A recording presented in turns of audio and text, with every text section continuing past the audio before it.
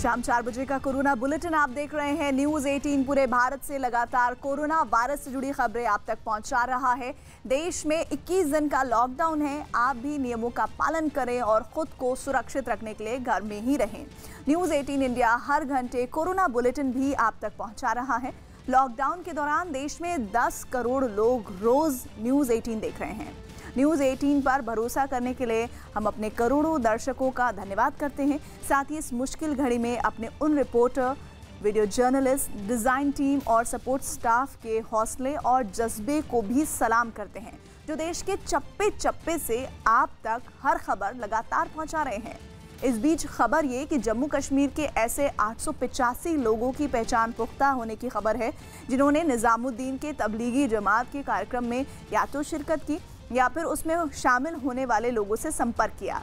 50 पन्ने की ये लिस्ट न्यूज़ 18 इंडिया के पास मौजूद है, जिनमें जम्मू कश्मीर के उन तमाम 885 लोगों के नाम शामिल हैं जिनका जम्मू कश्मीर सरकार पता लगाने की कोशिश में है। नीतीश हमारे साथ हमारे सहयोगी जुड़ रहे हैं। नीतीश, 50 पन्ने की ये लिस्ट बहुत महत्वपूर्ण है ऐसे वक्त में जब हम कोरोना से एक बड़ी लड़ाई लड़ रहे हैं।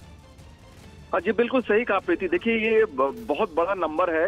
855 लोगों की ये लिस्ट है जो जम्मू कश्मीर सरकार ने तय की है। सारे लोगों को आइडेंटिफाई कर लिया गया है, लेकिन अब उनको ट्रेस करने की कोशिश की जा रही है कि वो जम्मू कश्मीर में ही मौजूद हैं या फिर देश के किसी और हिस्से में मौजूद हैं। समझा जा सकता है कि अगर वो देश के अलग अलग हिस्से में गए हैं तो वहां पर और उनमें से कुछ लोग इन्फेक्टेड हैं, तो किस तरह का खतरा हो सकता है, वो दूसरे लोगों को भी इन्फेक्ट कर सकते हैं। इनमें ज्यादातर जो इलाके हैं जम्मू कश्मीर में, उनमें कुपवाड़ा का इलाका है, पुलवामा का इलाका है, श्रीनगर का इलाका है, साथ में जम्मू के इलाके से भी कई लोग हैं जो तबलीगी जमात के जो फंक्शन हुआ था उसमें शामिल हुए थे। तो सरकार अभी इन लोगों को ट्रेस करके उनको क्वारंटाइन करने की कोशिश करेगी और अभी एक टीम बनाई गई, स्पेशल टीम, जो कि इन लोगों को आइडेंटिफाई करने के बाद उनकी तलाश कर रही है। नीतीश, आगे भी जानकारी देते रहिएगा इस संबंध में। कोरोना वायरस के बढ़ते खतरे और इस बीमारी से पीड़ित मरीजों के इलाज के लिए दिल्ली के एम्स ने बड़ी तैयारी की है, जिसके तहत एम्स ने ट्रॉमा सेंटर की पूरी इमारत को कोरोना वायरस अस्पताल में बदलने का फैसला किया। ट्रॉमा सेंटर में फिलहाल 242 बेड हैं और इसमें 18 बेड और जोड़ने की तैयारी की हुई। मतलब यह कि कोरोना के मरीजों के लिए 260 बेड होंगे, जिनमें 50 बेड आईसीयू के लिए रखे जाएंगे। ट्रॉमा सेंटर में अभी 70 वेंटिलेटर हैं और जरूरत पड़ने पर इसकी क्षमता और बढ़ाई जाएगी। खबर है कि अस्पताल बनाने के लिए ट्रॉमा रिपोर्ट हुई हैं। ये डेथ्स गुजरात, वेस्ट बंगाल और मध्य प्रदेश स्टेट से रिपोर्ट हुई हैं।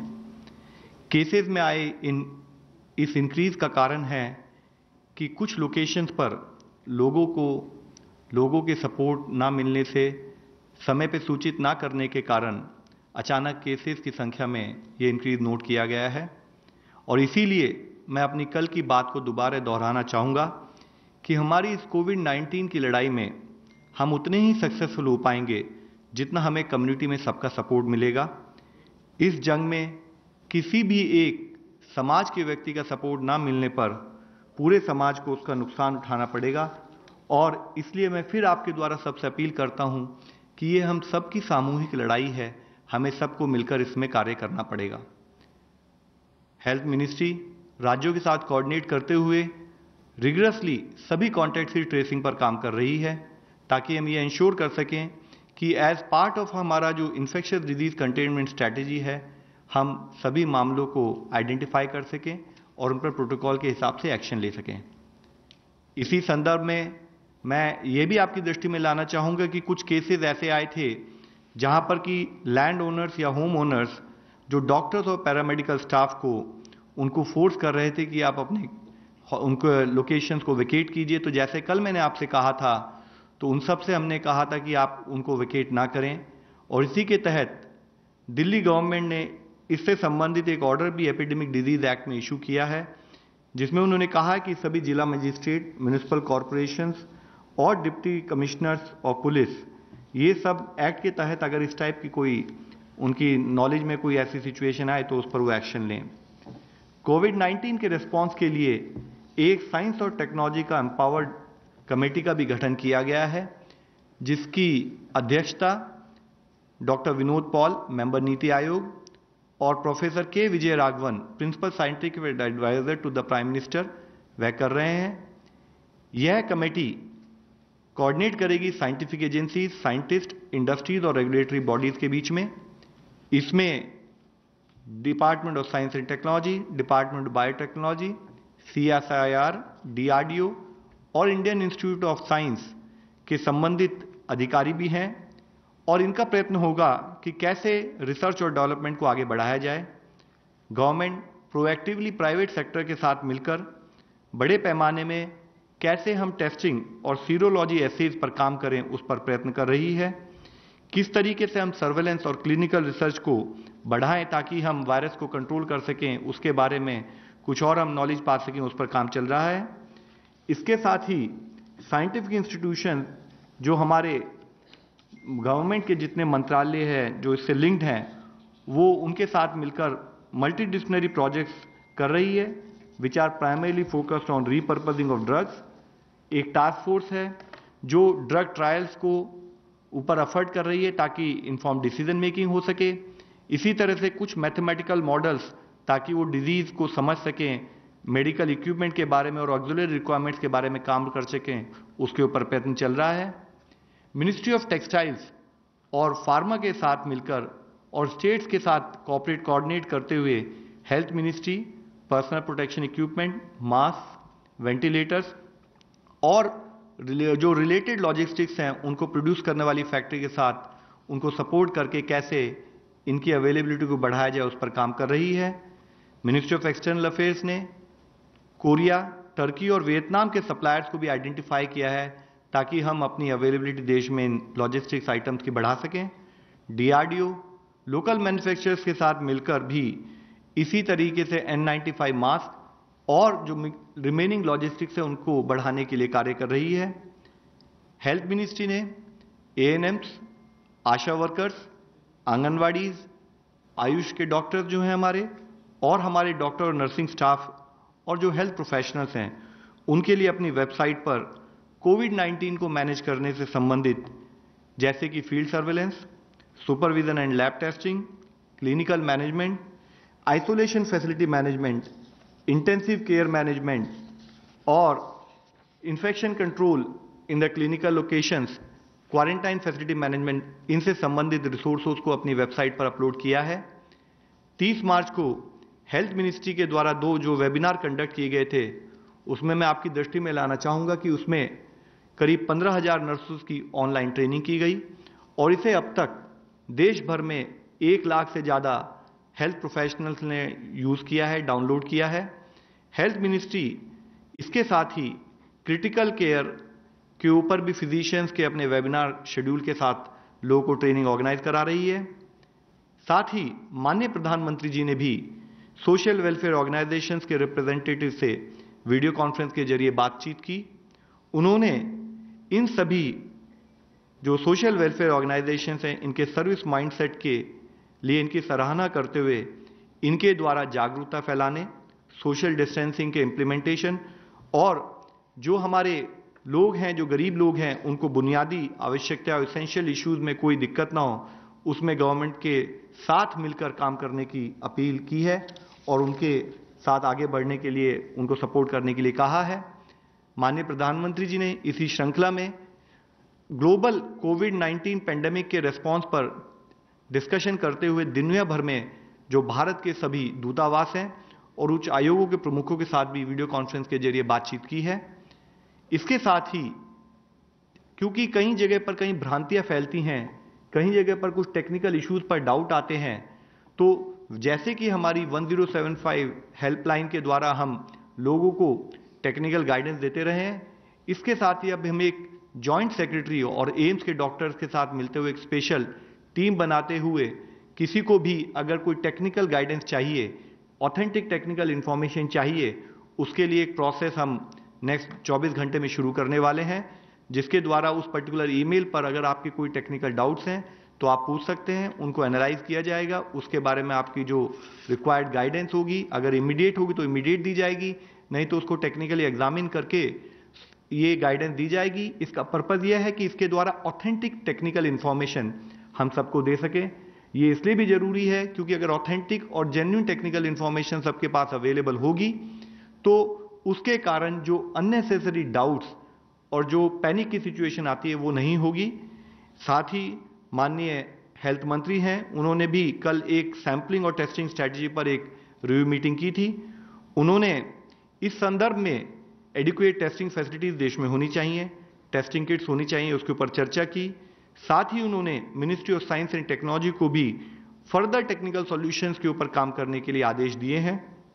उन्होंने कहा है कि ये इंश्योर किया जाए कि जो टेस्टिंग किट्स की क्वालिटी है बोथ गवर्नमेंट और प्राइवेट सेक्टर में उसको इंश्योर किया जाए। साथ ही इंडिजिनस डेवलपमेंट पर भी जो कि ऐसे चीपर हो, फास्ट हो और एक्यूरेट हो और उसके ऊपर भी काम हो, उसके लिए उन्होंने आदेश दिए हैं।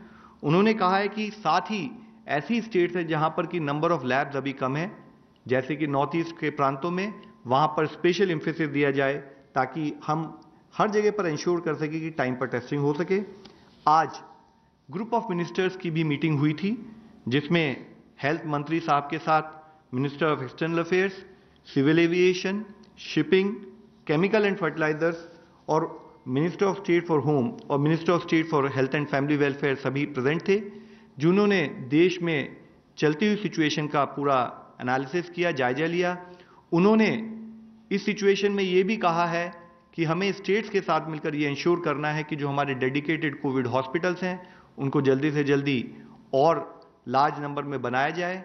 स्टेट्स के साथ कोऑर्डिनेट करते हुए जो हमारे माइग्रेंट पॉपुलेशन है उनके बारे में भी अगर उनको हमने किसी टेम्परेरी शेल्टर में कहीं पर हमने उनको ऑर्गेनाइज किया है तो उनका मेडिकल चेकअप किया जाए, उनको required psycho social support provide कराया जाए और इसके साथ जो अगर नीड है तो नीड के हिसाब से हेल्थ प्रोफाइलिंग करते हुए उनको अगर किसी और फैसिलिटी मैनेजमेंट या होम क्वारंटाइन सजेस्ट किया जाए उसके लिए भी स्टेट के साथ हम चर्चा करके इसको ऑर्गेनाइज कराएं, उन्होंने आदेश दिए हैं।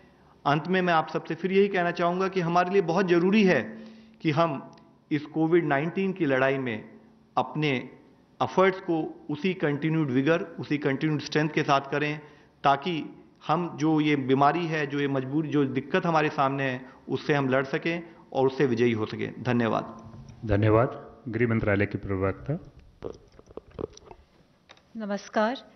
जैसा आप सबको पता है, भारत सरकार कंटिन्यूअसली राज्य सरकारों के साथ और केंद्र शासित प्रदेशों के साथ लॉकडाउन मेजर्स के एनफोर्समेंट को मॉनिटर कर रहा है। लॉकडाउन का एनफोर्समेंट स्टेट्स और यूटीज़ में संतोषजनक रूप से चल रहा है। एसेंशियल सप्लाईज की स्थिति भी संतोषजनक है।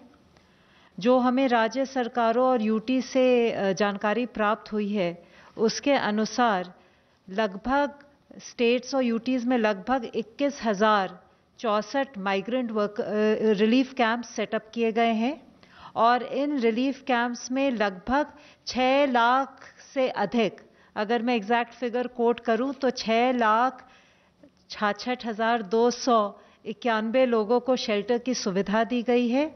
इसके अलावा लगभग 23 लाख लोगों को भोजन की भी सुविधा प्रदान की गई है। ये सुविधाएं जो पुअर और डेस्टिट्यूट है उनको उपलब्ध हैं। ये स्ट्रैंडेड माइग्रेंट वर्कर्स को भी उपलब्ध है। ये उन वर्कर्स को भी उपलब्ध हैं जिनको सिर्फ भोजन की आवश्यकता है और ये सुविधाएं उनको भी उपलब्ध हैं जो अपने गंतव्य स्थान पर पहुंच गए हैं लेकिन सेल्फ स्टैंडर्ड हेल्थ प्रोटोकॉल के अनुसार क्वारंटाइंड हैं। तो ये सुविधाओं का ये सभी माइग्रेंट वर्कर्स लाभ उठा रहे हैं। माइग्रेंट वर्कर्स की स्थिति नियंत्रण में है। इंटरस्टेट कार्गो मूवमेंट, जैसे मैंने आपको कल भी बताया था, परमिटेड है और स्मूथली चल रहा है। जहां भी कोई भी समस्या हमारे संज्ञान में लाई जाती है वहां हम तुरंत उसके निदान के लिए कार्रवाई करते हैं। हमारी आशा है कि इन सब कदमों के साथ लॉकडाउन इफेक्टिव रहेगा, एसेंशियल सप्लाईज की भी स्थिति संतोषजनक रहेगी और हम सब मिल करके कोविड-19 के चैलेंज को इफेक्टिवली टैकल कर पाएंगे। धन्यवाद। डॉक्टर गंगा खेतकर जी। अभी तक हम लोगों ने 42,788 सैंपल्स टेस्ट किए हैं। कल 4,346 यानी 4346 सैंपल्स टेस्ट हुए, which represents 36% of our capacity. अभी इस वक्त 123 लैब्स फंक्शनल हो चुके हैं। प्राइवेट लैब्स में 49 लैब्स को परमिशन दे चुके हैं और कल प्राइवेट लैब्स में 399 पेशेंट्स की जांच हो चुकी है।